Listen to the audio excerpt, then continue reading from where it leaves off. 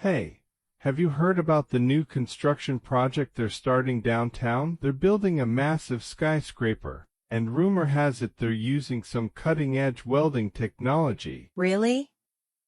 What kind of welding technology are they using?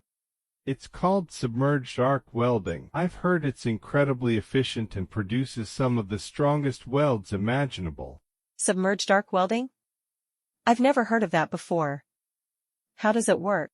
Well, from what I understand, it involves feeding a consumable wire electrode into a molten pool of flux, which protects the weld from atmospheric contamination. The arc is completely submerged under the flux, giving it incredible control and consistency. That sounds impressive. But isn't it difficult to control an arc that's completely hidden from view? That's the beauty of it. The process is semi-automatic, with the wire feed and travel speed precisely controlled by machinery. This ensures a uniform weld bead and minimizes any human error. Wow, I can see why they'd use this for a skyscraper.